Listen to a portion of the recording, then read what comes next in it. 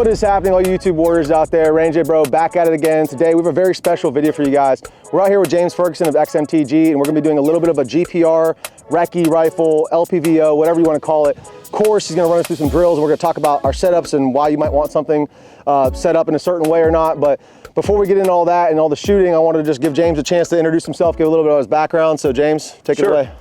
James Ferguson. I just recently retired after a 30-year law enforcement career. I spent 24 years on SWAT as an operator, team leader, sniper, and supervisor. I also was our full-time range master for 10 years, responsible for all firearms training for our department, to include handgun, carbine, select fire, precision rifle, shotgun.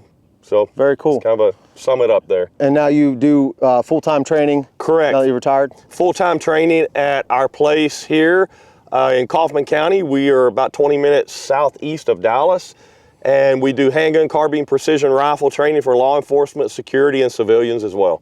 Awesome. Yeah, and as you guys know, I'm big on civilians training. As you know, my background's completely civilian, so shout out dirty civilians out there, all you guys in the channel as well. But this is a really top class facility, you guys. We'll have some B-roll rolling in so you guys can see a little bit more. Obviously, when we start shooting, you'll see a little bit more about the facility here. It's really unlike anywhere I've ever been and ever trained before, so I'm really excited about that. So before we get into the shooting though, I kind of wanted to talk and get your opinion on some things that you recommend for LPVO, what makes a good do-it-all GPR rifle, and maybe talk about your setup a little bit. All right, sure. So I think the first thing you have to ask yourself is, what is the purpose? Why do you need a general purpose rifle? And what are your goals? Are your goals just, 200 and in? Or your goals, you want to push it out to 600 or 700, and then that's going to determine what type of optic you have. If you want to do CQB work as well as distance work, something along the lines of an LPVO, like I've got the EOTech Voodoo 1-10.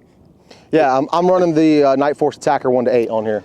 And you can do a lot of work with this type of glass. You can do CQB work up close and personal, and then you can stretch these weapon systems out to 600, 700, 800 yards with proper training. Yeah. And so if you're not interested in doing CQB work, then maybe you're gonna want to go with like a 3-18 or something like that with a red dot. I feel like an LPVO is a good do-it-all optic to do everything that a general purpose rifle would need to do. Yeah, I love that. And just some similarities I'm noticing right away, because this is my GPR, general purpose rifle, whatever you want. Again, there's a million different terms you can call it on the internet, but a lot of similarities that we have here. Longer-ish barrel lengths. I got a 14.5 here. I believe it's 16-inch there. Correct, 16. Yeah, we're both running suppressors. We're both running bipods for that distance work. Obviously, bipod is on a QD, so that's really nice for me at least. You could easily remove it and take it on and off, or if you're gonna go up close and personal, put this in your pack, whatever you need to do.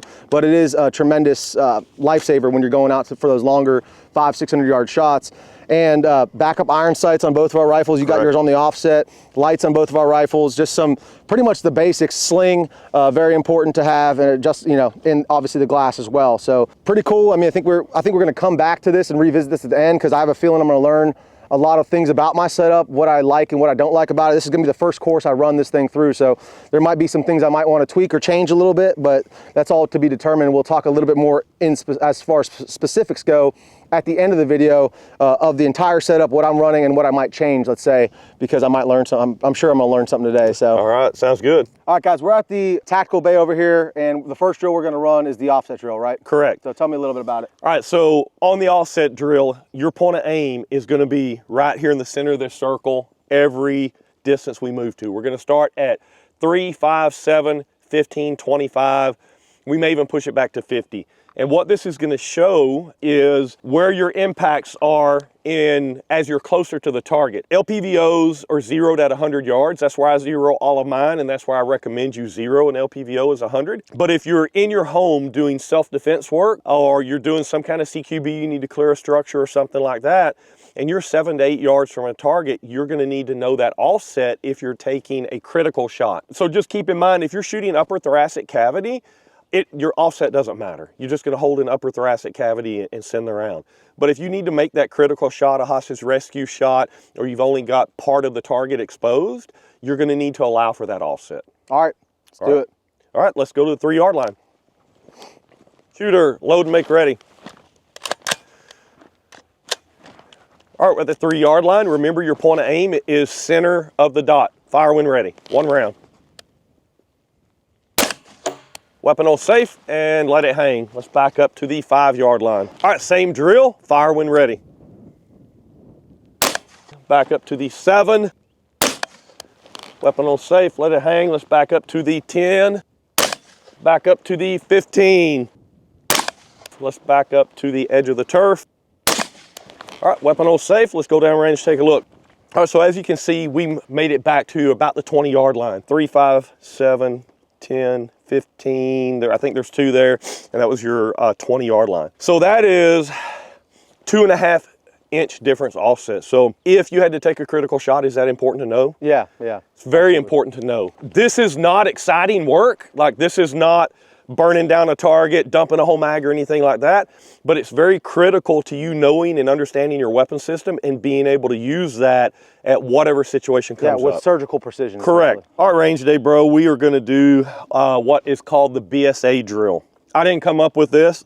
I borrowed this drill from Magpul Dynamics. I watched this years ago, back when Chris Costa and Travis Haley were doing all those videos for Magpul, and I really liked what this drill did. So it's a balance of speed and accuracy. You've got to find, when you're running the gun, you've got to find how fast you can run the gun and still hit the target that you're shooting at. And everybody has a different speed, and you have to find what your speed is. So for this drill, I'm gonna narrow it down for you versus the size target that we normally have, because you're such a good shooter. I want to narrow this down for you, man. all right? I'll pay you later. Anytime. You've got the A zone, okay? All your hits have to be in the A zone. Normally, you've got a 12-inch circle, okay? And the offset is very important. So we just did our offset drill on this target over here, and you know that you need to hold a little higher. Typically in this drill, what we see, as soon as shooters get their reticle in here, they get on the trigger, and they are impacting low, and sometimes down here way too low, because you've got 2 seconds to do everything. We're gonna shoot 2, 3, and 5 rounds at various distances, and you have 2 seconds. 2-second part time. 2-second part time. Okay. Okay? All right, let's do it. You're gonna fire 2 rounds in 2 seconds. 2 rounds in 2 seconds. Stand by. 146, 146. Weapon on safe, let's back up to the 10-yard line. 5 rounds in 2 seconds. All right, you have to get on it. You have to have a good cadence. What most shooters end up doing is their cadence is not smooth. They'll do 2 really quick and 3 slow, and they don't make the part time, or 3 really quick and 2 slow.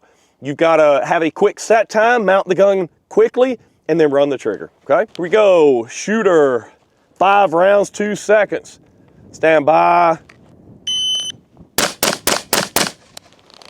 191, 191. Threw one a little bit low there. And you dropped one out, but that was a good pace. Did you hear the cadence? Yeah, yeah. That was a good pace, all right? So let's go back to the 15-yard line. 2 rounds, 2 seconds. 2 rounds, 2 seconds. Shooter, stand by. 170. Same distance. 3 rounds, 2 seconds. 3 rounds, 2 seconds. Shooter, stand by. 188. It's a good pace. All right, let's back up to the 25. All right, shooter, 2 rounds, 2 seconds. 2 rounds, 2 seconds. Stand by. Weapon on safe, let it hang. 140, 140, good time. Let's go take a look. Let's see how it did, boys. That one was an up close drop. That was the 5, 1 out of the 5. All right, so on this drill, this is gonna work on some of Range Day Bro's skills shooting on the move, along with some transitions. He's gonna start here at this cone. On the command of move, he's gonna move forward. Every time I blow the whistle here, he is going to engage a target, 2 to 3 rounds. When he gets to the first cone, he's gonna hang a right, moving lateral across the range, waiting on the command to fire. The 3rd cone, he's gonna back out. 4th cone, he's gonna work his way back over here. And at some point, he should run dry in his long gun and have to transition to his handgun. So it's pretty much tactical musical chairs. Correct. All right. Shooter ready, move.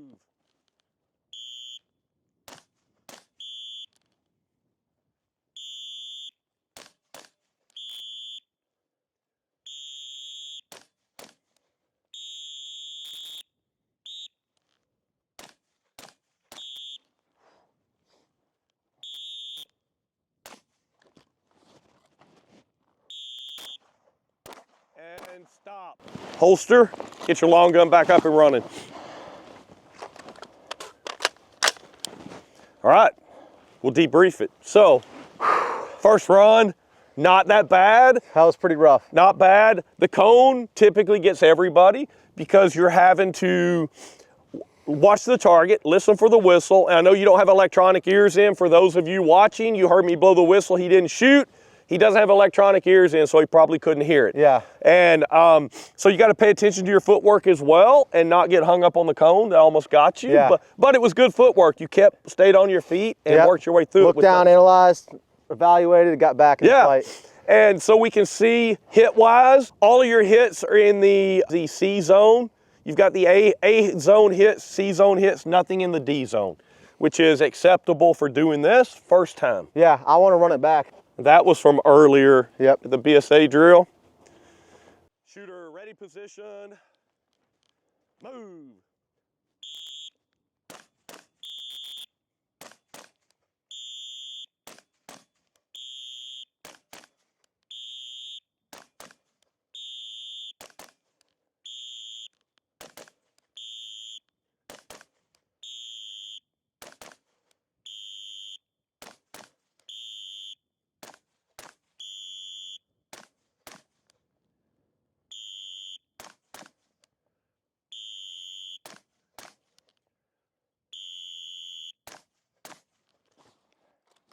And stop. Holster. Good job. Man. You got to breathe when you're doing that too. Yeah, you got to remember to breathe, man. I think you did better on this run. So that was targets clean. That was clean. That was clean. This was the backpedaling, which is clearly where I need some work. Yes. So you got 1 D, 2 C's.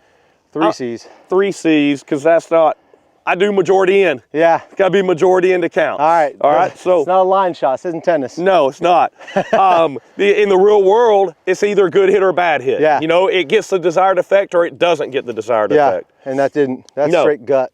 Yeah. He's not going to be happy, but he's still in the fight. Yep. All right. Awesome. So good job. You know what you need to work on. Yeah. Because like typically when we go to the range, most people, we want to work on what we're good at. The fun shit. Yeah. Yes. No one wants to work on the shit they're bad at. No. All right, we're going to do a stress fire course. So we're going to start here we're about the 20-yard line behind cover. You are going to take a headshot on the far right target. Then weapon on safe, you're going to move tactically correct to your next point of cover, which is the double blue barrels. From behind that, at the second from the right target, you're going to put 2 rounds in the chest, come out from behind that, shooting on the move. And at every cone, you're going to put 2 rounds in that same target. And when you get to the white barrel, you're going to take a kneeling position behind there and shoot the far left target in the chest. Got it. All right, do it. Stand by.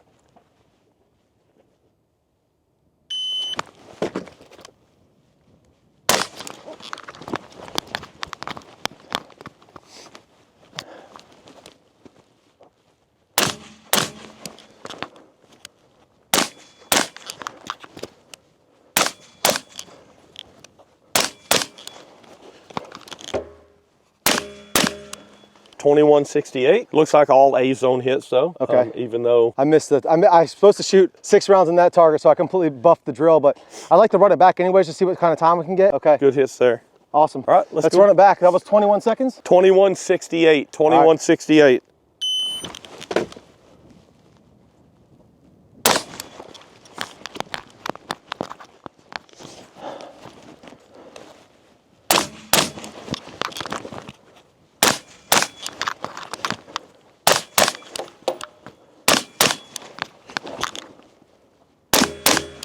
.2008.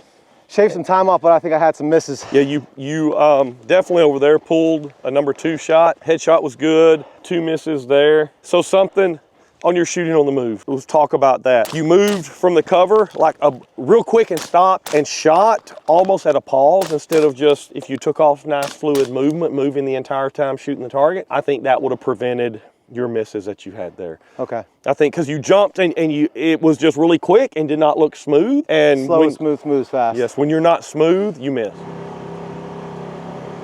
All right, guys, so we just got done at the TAC Bay running those up close and personal drills with our LPVOs. Now we're gonna step up the distance a little bit. We've come over here to James's awesome, like 3-story Connex facility that you're building. It's still in progress, work in progress, but it's definitely good enough, usable enough that we could train in it right now. So what kind of drills are we gonna be running out here? So what we're gonna do first is I'm gonna go over building a good position using a bag, and then we're going to engage a 12-inch plate at 120 yards. Once we get all the bugs worked out of your position, then we're gonna shoot 220 and 320. Okay. Right? There's a bunch of different bags out there. For doing stuff like this, I like to have a bag that's got a notch in it, and this is a $35 bag off Amazon. You can spend up to $100 on a clam shell bag like this, but you need a good bag. So when you're shooting off of, building a position, shooting off of a barricade, whatever target I'm shooting at, I want to be square behind it. I want my hips pointing at the target. I look over the top of my gun, make sure that my rifle, my muzzle is pointed at the target, and I'm going to lean down into it and widen my stance to lower myself behind the rifle, and then I'm going to acquire the target through my optic. Now, there's a bunch of different techniques you can utilize to help take the wobble out. You can load your magazine well into the cover and put your whole body weight into it, which for me, that works fairly well. So that was just an example of how to stabilize. We're only shooting 120 yards, but those fundamentals apply no matter how far you're shooting. Good hit. Oh, you missed it on the rotate. Got to time it better. All right. Good hit. Feels pretty good. All right, so let's just step it out to 220. Okay. Same situation? Yeah, same situation. The key is building that position behind the bag. Everything square, just like when you were in the prone position, we got your spine in line with your rifle. Your hips need to be square behind the target. If you're shooting off of any improvised position, tripods, any of that work, hips pointing downrange at the target, then mount your gun. Impact. Impact. Impact. Good hits. Man, you could really feel that wobble on that target the further you go out. Yes. And like a lot of shooters, all they do is come to the range and shoot prone, shoot off their bipod. Shoot off the bench. Yeah, off a bench. And that's great to gathering data, seeing what kind of load, how well your load performs.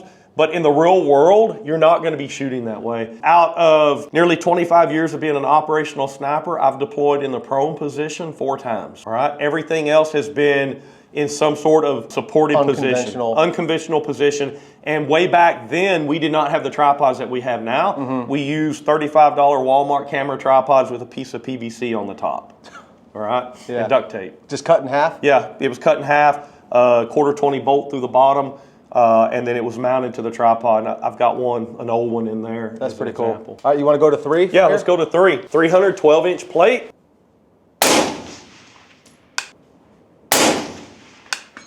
Impact.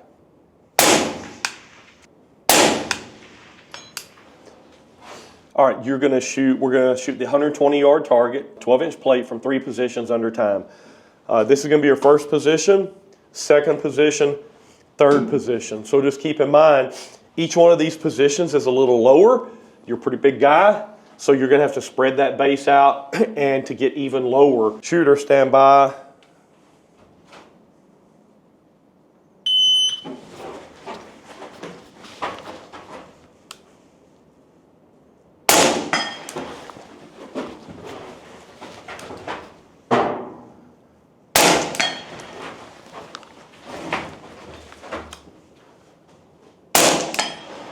All right, weapon on safe, 1733. Okay. Not bad.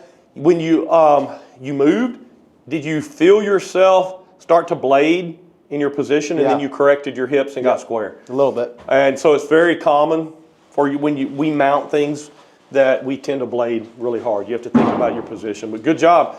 So let's run that again with 2 rounds. Okay. 2 rounds on each target. First, stand by.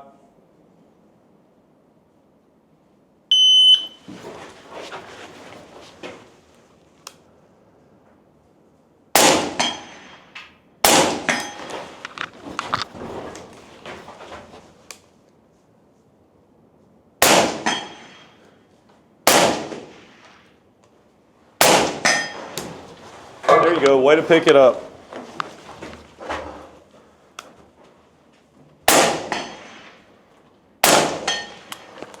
All right, 2757, which we fired twice as many rounds, so that was good. You missed one in that second position, but you caught it and yeah, got I think your hit. it was that plate spinning. I was trying to time it, so that adds a whole new, not truly a moving target, but in a way, Yes. having to time a shot like if it was a moving target. Correct. So learning when to time those shots and just being in the right place at the right time and just waiting, being patient, I guess. Correct. Which I had to do more of on this last window so I wouldn't have that miss.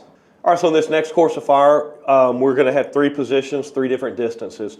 First window, 120. Move to the diamond, 220. The taller window, 320. Got it. All right? Yes, sir. On the buzzer.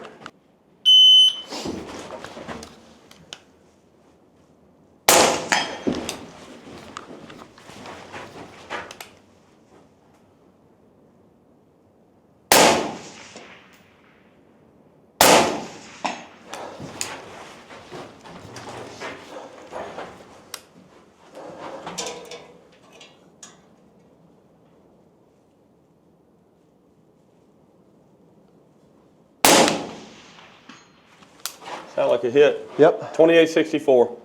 All right, guys. So we get out here and train. That is definitely a lot harder than it looks, especially off these other types of shooting positions, untraditional shooting positions. So It most definitely is. You got to put in the time training. You got to spend all this money on the gear. If you don't go to the range and train with it, it's not going to do you any good. All right, we got Range Day Bro down here. He's about to run a stress fire course. On the buzzer, he's going to come up the ladder, go to an opening to his choice, engage a 12-inch plate at 220 yards. Then he's going to go up the ladder to the 3rd floor, same plate, 220 yards, another 2 rounds.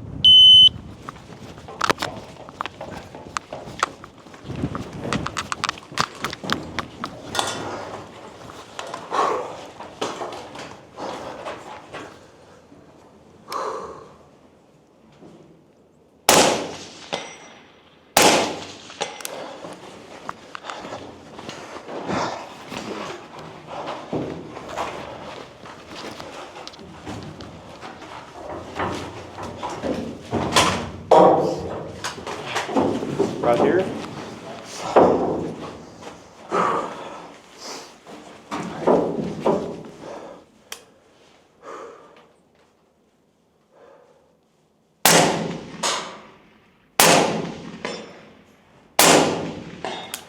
Good job.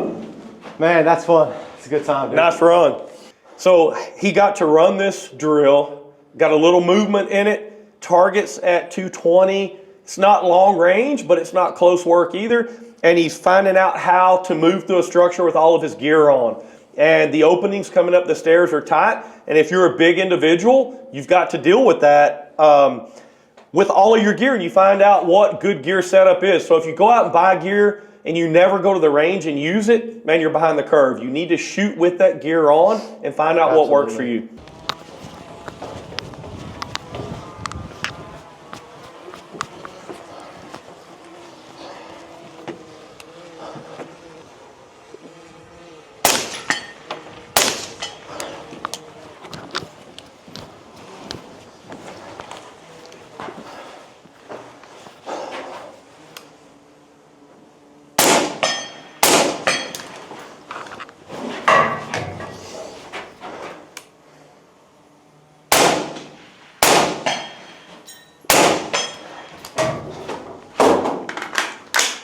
All right, guys, so we've done a ton of shooting out here today. First of all, big thank you for having us out here. Highly encouraging you guys to come out here and train with James if you get the chance. He has a world-class facility right here, right outside of Dallas, so big major airport right nearby. So if you're coming from out of town, it's not that far of a drive, and it's worth it. But before we wrap this video up, I want to talk about some lessons I learned. We did a lot of up-close shooting, learned our holdovers. Then we came out here, trued my rifle, found out what my dope was at different distances, all the way out to 400 yards.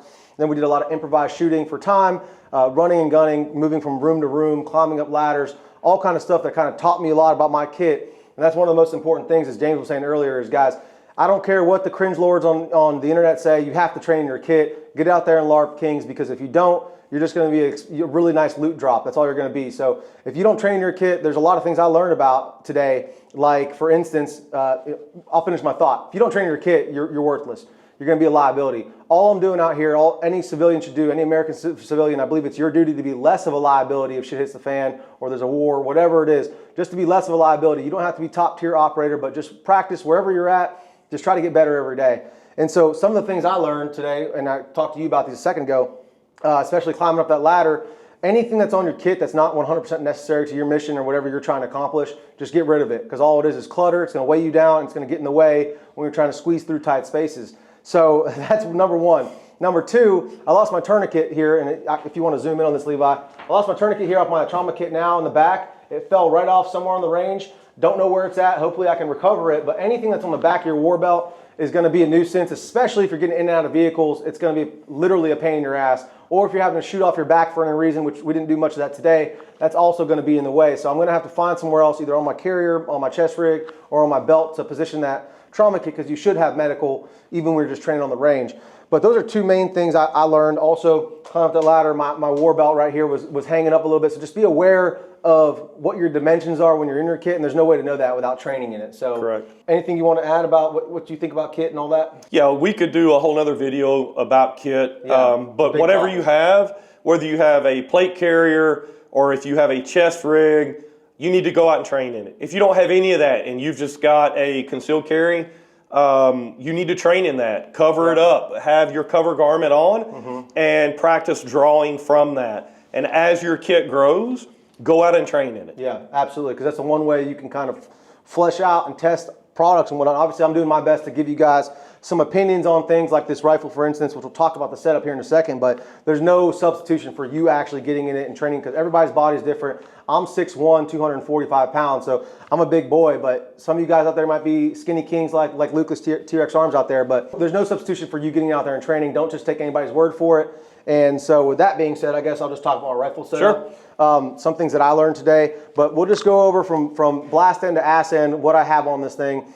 This is a Surefire RC2 in the front. It's been proven in combat, been out for many, many years. Great flash suppression can, great duty can for that reason, really durable, and also does pretty well on sound suppression on the 14.5. We're running the Surefire Vampire head on the Scout MD640 dual fuel body here. So it's got IR, white light, and then it's got an off button as well. I would like this to be my night vision gun eventually when we get to that. Bipod on an ADM QD, which is really nice. So if I don't need it for distance work or whatnot, I can just take it off, put it on very quickly, and it's not adding much weight to the gun there. Back from there, we have the Samson Manufacturing vertical foregrip in their shorty configuration. It is very cool because you can just take it right off. And honestly, a lot of that bag work we were doing, I probably should have taken it off just to have a smoother surface there on the bottom to get a better point of contact with that bag, but I didn't, left it on. Run some rail scales here, Magpul ladder up top, M-Bus backup iron sights.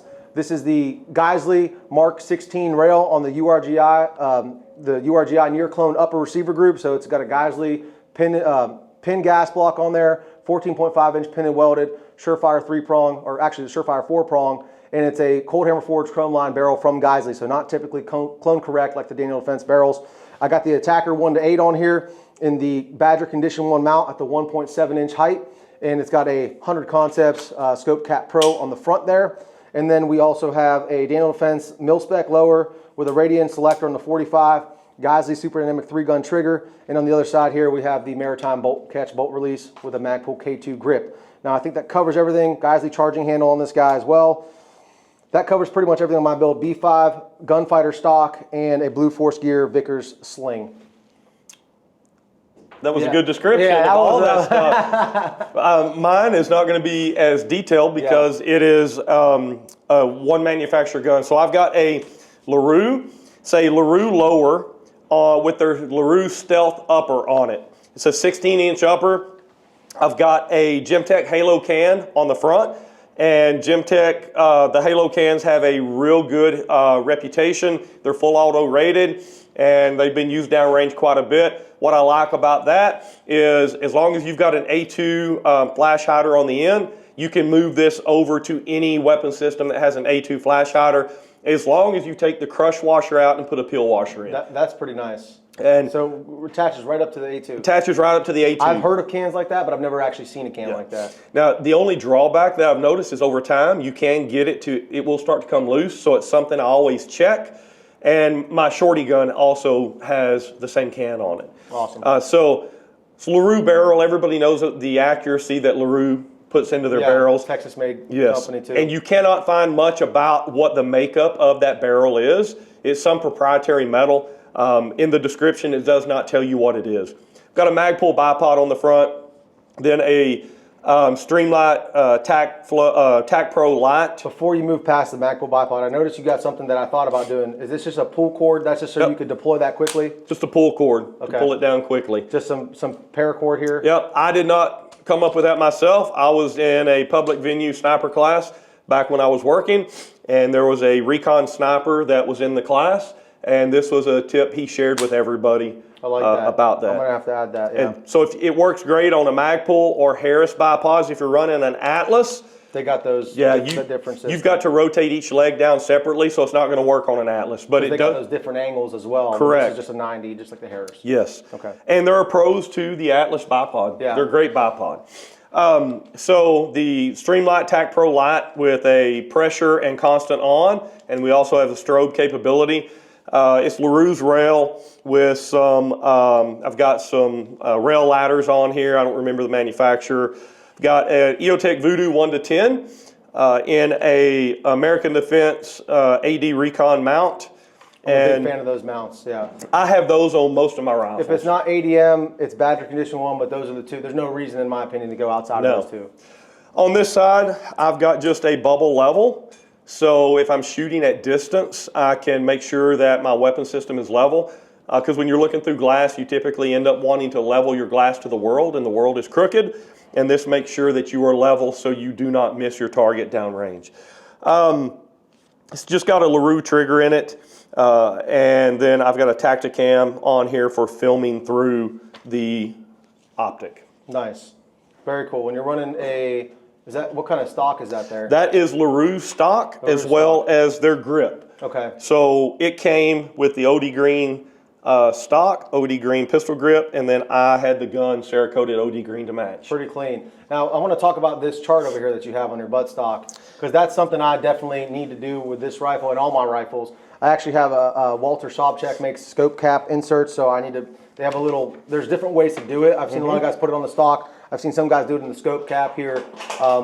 Is that just something you printed out, or? Yeah, so this, I gathered all my data on the range, and then I just went to Word and made this up, cut it out, taped it on here. Yep. And like, if you put it in the scope cap, you're limited on the amount of data you can hold in there. Yeah.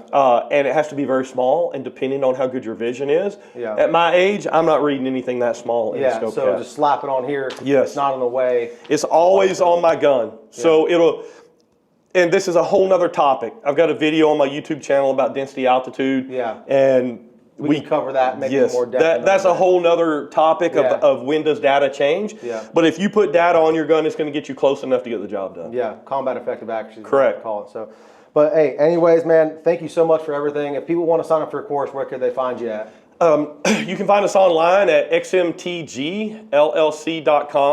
We're also on Instagram, XMTG _, and then on Facebook, XMTG Firearms Training Academy. So they could go there, get your information, sign up for courses, Correct. ask any questions they have, and then get out here and actually start training. So you can register through our website online, and if there's a course that you want to take that's not listed, reach out to us and we can see about getting it scheduled. We also do private lessons, which that's been very popular here lately.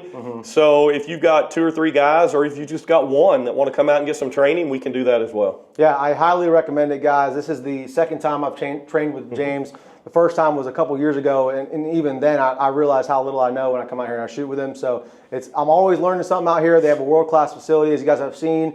Unlike anywhere I've ever shot and trained before. So definitely something you guys should consider. As you guys know, I'm really focusing on training and ammunition this year and ammo for training. So that's something we should all be focusing on, because we all know how the world's going. We all know what these are for. and get out there and train so you're less of a liability, guys. Thank you so much for staying to the end of the video, guys. That's going to wrap it up for today. If you guys want to support the channel, there's 2 ways to really do so. You can head on over to brownells.com, use bro code RDB10, saves you guys 10% off at Brownells, and also supports the channel as well as liking, commenting, subscribing. And while you're at it, go ahead and head over to James's channel, XMTG, on YouTube as well, and give him a subscribe as well. He puts out tons of great content, guys, and we're going to kick it up and hopefully do a lot more videos with him in the future. So stay safe, stay dangerous. Ranger Bro, out.